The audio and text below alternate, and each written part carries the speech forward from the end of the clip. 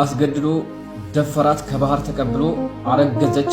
የራቁት ቪዲዮ ቀርጿት ስለነበረ አስገድዶ መከራት አስወረደች። አሁንም አስገድዶ የወር ስራ አስገባት። የ8 ዓመት ደሞዟን በየወሩ እየተቀበለ ሰው ኢዱን ሰግዶ ምናምን ዘመድ አዝማድ ይጠይቃል። አንቺ ፍቅረኛሽን ምናምን ልታቀብይ ይሻላል። በኢድ ቀን ያ ረብ አላህ ያስፈራል። ቢቀጥልትን ነው መጨረሻውን ነገር እንተናለች ኢንሻአላህ። ሙሉን እነግራችኋለሁ አጥር አድርጌ። ለአጋጣሚ ከተቀበረ ሳምንት የሆነ ጀናዛ ነው። ተከፍቶ ያው ፈርሶ ተከፍቶ ቆሞ እያዩት ነበር። የሆነውን ለአሚራችን ነገርኩኝ። ገብታ አስተካክላል ቀለል አድርገው። እኔ ደንግጫለሁ ማለት ከተቀበረ ከሳምንት በኋላ ፊቱ ባየው ምን ይሆናል ሽታው ብቻ ውስጥ ይፈራ። ለኢትዮጵያ ሙስሊሞች እጅግ በጣም አስደሳች የተባለ መረጃ ላጋራችሁ። በትላንትናው ዕለት በአዲስ አበባ ስታዲየም የተሰገደው ሰላት ከመካ ቀጥሎ ሁለተኛው እጅግ በጣም ብዙ ሰዎች የተገኙበት የኢድ ሰላት ሆኖ ተመዝግቧል። ተመልሶ ጭቃ እንደሚባለው አይነት ባልያዝነው የጀነት ካርድ ወዴት ይሸሻል?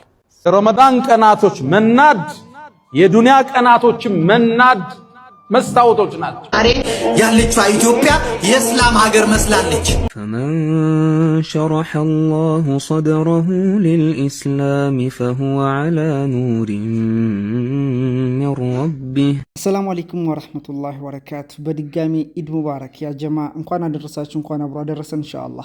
አላህ መታመት ያደርሰን ረመዳናችን ይቀበለን። እንግዲህ እኔም አልተቀመጥኩኝም እንግዲህ በስፋት ኢንሻአላህ እንደተለምዶ ቪዲዮአችንን እንሰራለን። ከዛም በፊት ደግሞ ወሳኝ የሚሉትን ደግሞ ሳገኝ ወደ እናንተ በዚህ መልኩ ሼር አድርጋለሁ። ከእናንተ የሚጠብቀው ላይክ እያደረጋችሁ ለብዙዎች ተደራሽ እናድርገው ኢንሻአላህ። እንግዲህ አንድ የመዳም ቅመም እንግዲህ አንድ ወንድማችን ተቀብሏት ከባህር ማለት ነው ብዙ ነገር ያደረጋት እስከ 44000 ሪያል ነው የተቀበላት። ቤት ንብረት ገዝቶበታል። እሱ ብዙ ነገር ነው ያደረገበት በሷ ንብረት ማለት ነው። እንዲሁም ደግሞ አስወልዷት ብዙ በጣም የሚከብድ ብዙዎቻችሁ ትማሩበታላችሁ ብዬ አስባለሁ። እህቶቻችን ደግሞ በኢድ ቀን እንግዲህ ያልተገባ ነገር እያደረጉ ነው። ከሱ ጋር ተያይዞ የምንመለከተው ቪዲዮ አለ። በ7 ቀኑ ከሞተ በ7 ቀኑ ጀናዛው ማለት ነው ቀብሩ ፈርሷል። ጋጠመውን እንግዲህ አንድ ወንድማችን ገጠመኝ ነገርና ላይ ቀብር አላህ ይጠብቀን እንግዲህ ከቀብር ቅጣት ማለት ነው። እንዲሁም ደግሞ ኢትዮጵያ ከኢድ ጋር ተያይዞ አላሁ አክበር እንግዲህ ሪከርድ ተሰብሯል። የኢድ ሶላት ጋር ተያይዞ እሱን በጋራ እንመለከታለን። ማሻአላህ አላሁ አክበር ማለት ነው። ከእናንተ የሚጠበቀው ዘመድኩን እየተቃጠለ ነው በእኛ አንድነት በእኛ ሙስሊም ብዛት ማለት ነው። የተለያዩ ምንማማርበት ነው ኡስታዝ የሚያስተላልፉት መልእክት አለ። በጋራ እንመለከታለን። ላይክ ሼር እያደረጋችሁ ለብዙዎች ተደራሽ አድርጉት። ዛሬ ያለችው ኢትዮጵያ የእስላም ሀገር መስላለች። እስቲ ተመልከቱ። አላሁ አክበር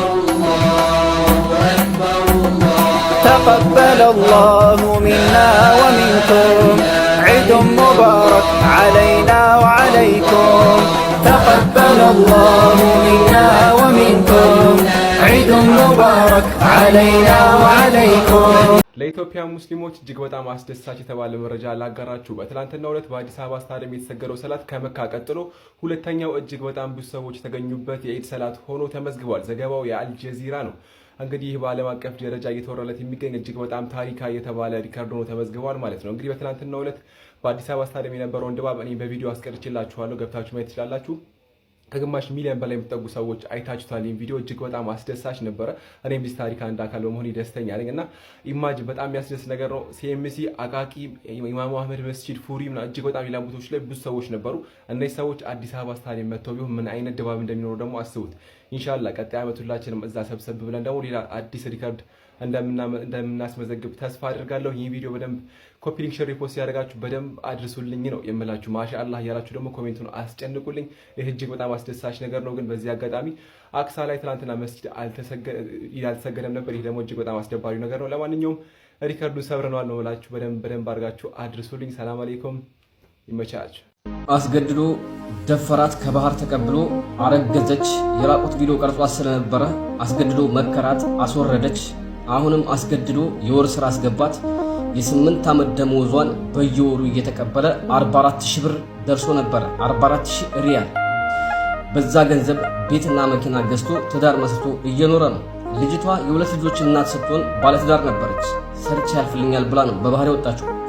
ባለቤቷ ለ8 ዓመት በመጥፋቷ ምክንያት ልጆቿን ወደ ቤተሰቦቿ ይወረውርና ተበሳጭቶ መከላከያ ይገባል። ያለ የሌለ መሆኑ መረጃ የለንም። ይቺ ልጅ በራቁት ቪዲዮ እያስፈራራት መብረቁ ጋር ከሄድሽ ወይም ሚዲያ ላይ ካወጣሽ ወይም ለሌላ ሰው ከተናገርሽ ህይወትሽን አበላሽዋለሁ ተብላ ስለነበር ለረጅም ዓመታት ዝም ብላ ነበር። ነገር ግን አይኗን በጨው አጥባ ወደ ቤት ትመጣለች። እኔም ጉዳዩን ስመለከተው ከበድ ያለ መሆኑን ስለተረዳው ያደረኩት ምንድነው ቀጥታ ቤተሰቦቹን ማፈላለግ ነው። አባቱ ሟች ሲሆን እናቱን አገኘኋት። ሰርቆ ግፍ ፈጽሞ በገዛው ቤት ውስጥ ተቀምጣ ለእናቱም ልጇ ያደረገውን ነገር በመረጃ አሰማኋት። እናቱም በጣም ተበሳጨች። ልጁን እንደፈለጋችሁ ከፈለጋችሁ ግደሉት፣ ቤቱንም እንደፈለጋችሁ ብቻ ይህንን ሪከርድ አቅርቡልኝ አለች። የልጅቷን 44,000 ሪያል ካልከፈልክ እኔ እናት አይደለሁም የሚል ሪከርድ አድርጋ ወደ ድሮ መኖሪያዋ ወደ ገጠር ትመለሳለች። እኔም የእናቱን ድምፅ በመረጃ አቀረብኩለት። በአንድ ነገር ከኔ ጋር ተስማማ። ብሩን እከፍላለሁ፣ ነገር ግን የኔ ፎቶ ወይንም የኔ ቪዲዮ የኔ ማንነት ሚዲያ ላይ የሚወጣ ከሆነ ህይወቴ ስለሚበላሽ የእሷን ህይወት አበላሽዋለሁ፣ እፖስታለሁ በማለት ከኔ ጋር ተደራደረ።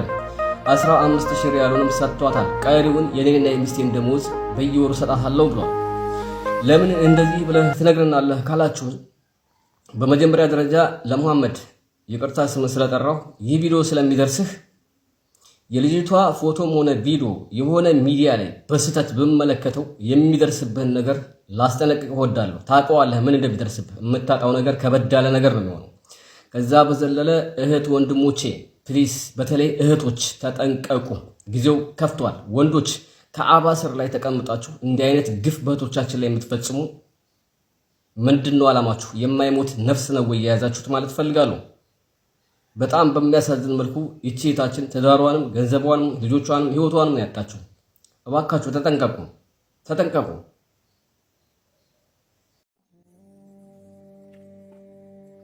ሰላም አለይኩም ወራህመቱላሂ ወበረካቱ። እህታችን እሪን ያ ረብ አላህ ያስፈራል ልብ ይቀጥልትን ነው መጨረሻውን ነገር እንትላለች ኢንሻአላህ። በመጀመሪያ ይሄ ቪዲዮ በቻላችሁ መጠን ሼር፣ ኮፒ ሊንክ፣ ሪፖስት ዲዩቲ ያደረጋችሁ አዳርሶችሁ። በተለይ ለሰለምቴዎች ይጠቅማችኋል ብዬ አስባለሁ።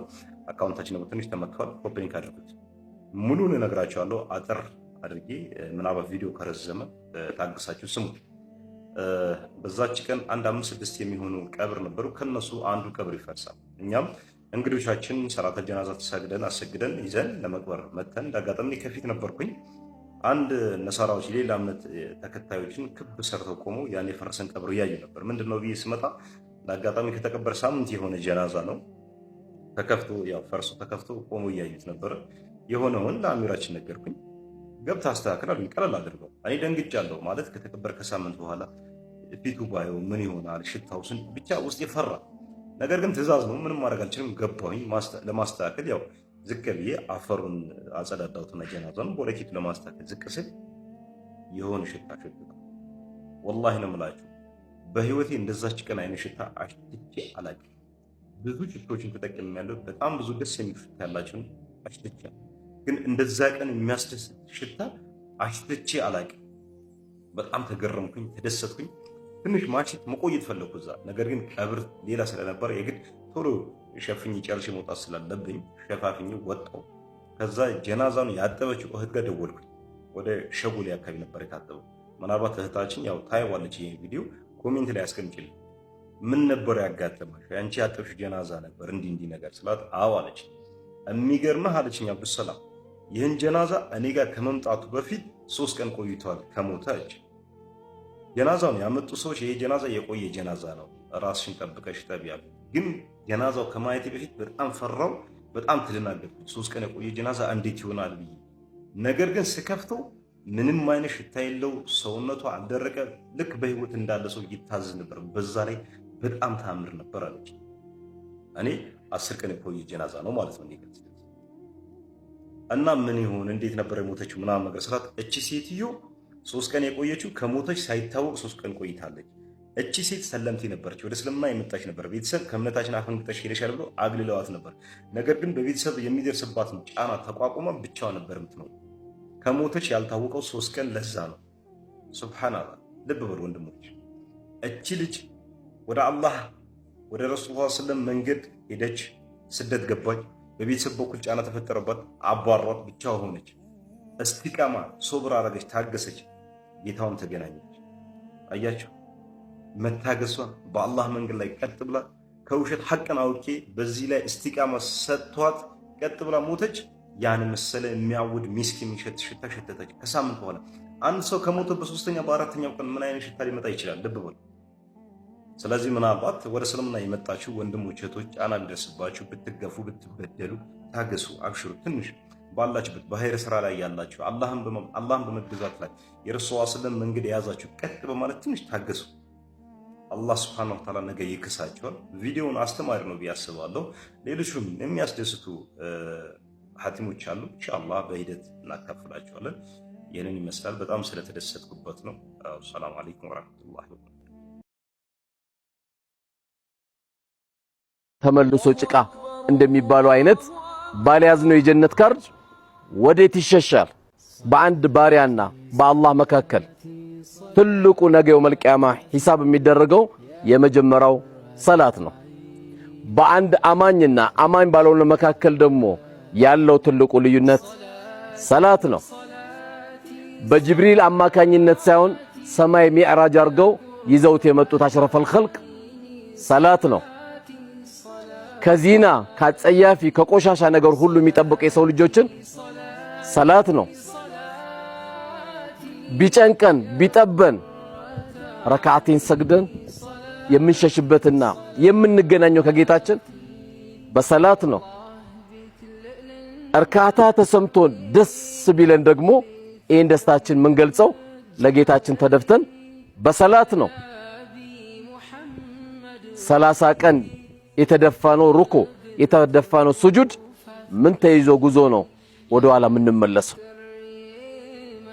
ተመልሶ ጭቃ እንደሚባለው አይነት ባልያዝነው የጀነት ካርድ ወዴት ይሸሻል? ሰላትን አደራ ያሉት አይደለም ረሱል? አዎ ሰላትን አደራ፣ ሰላትን አደራ፣ ሰላትን አደራ። ረመዳን ቀናቶች መናድ የዱንያ ቀናቶችም መናድ መስታወቶች ናቸው። ይሄን ነው ረመዳን መጥቶ የሚያስተምር። ወር ገብቶ ወር ከወጣ አንተም ገብተህ ከዱንያ ትወጣለህ። መልእክቱስ እያንዳንዱ ቀን ከእድሜህ እያጎደለ ይሄዳል። ሐሰኑል በስሪ አንተ የአደም ልጅ ሆይ አንተ እኮ የቀናት ጥርቅም ነህ። አንድ ቀን ሲሄድ ከእድሜህ ከአካልህ አንድ ፓርቱ እየጎደለ። በተለይ ደግሞ ሰው 40 ዓመት 60 ዓመት ከደረሰ በኋላ ልብ ካላለ ምን ትርጉም አለ? ሰው 40 ዓመት ካለፋችሁ በኋላ ታቁታላችሁ። እንቅልፉ እንደ ድሮ አይደለም። ምኝታችሁ ማይስማማችሁ ነገር አለ። ምግብን መምረጥ ትጀምራላችሁ። ጓጉቶ ከመብላት መምረጥና መተውን እያስቀደምክ ትመጣለህ።